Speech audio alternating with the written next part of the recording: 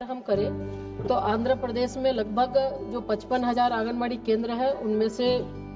शौचालय की सुविधा लगभग 54,000 में है, जिसकी सुविधा दी गई है। पेयजल की सुविधा 54,000 में है, शौचालय 47,000 में है, बिजली की सुविधा 51,000 आंगनबाड़ी केंद्रों में है, किचन 47,000 में है और अब तक सक्षम आंगनबाड़ी के तहत 9,958 आंगनबाड़ी केंद्रों की स्वीकृति दी जा चुकी है। आंध्र प्रदेश में अगर हम देखें तो सक्षम आंगनवाड़ी में 705 करोड़ से ज्यादा 23-24 में और 24-25 में 521 करोड़ से ज्यादा की राशि की स्वीकृति दी गई है। और निश्चित रूप से जो आंगनवाड़ी केंद्र की बात कर रहे हैं तो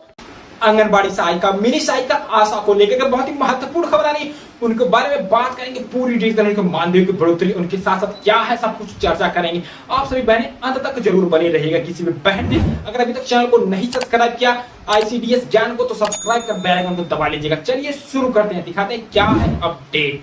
मनरेगा के तहत भी लगभग 9,425 आंगनवाड़ी केंद्रों की स्वीकृति दी जा चुकी है और शेष ये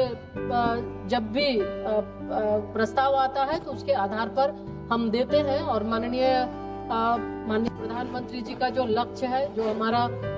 मिशन सक्षम आंगनवाड़ी मिशन 2.0, जिसके तहत कि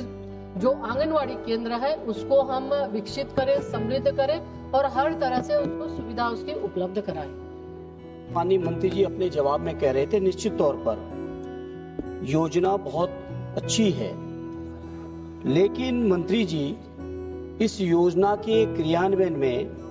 हमसे पूर्व वक्ता साथियों ने भी चर्चा की, गंभीर बीमारियों की जो समस्या है, किडनी है, हार्ट है, लीवर है, न्यूरोसर्जरी है,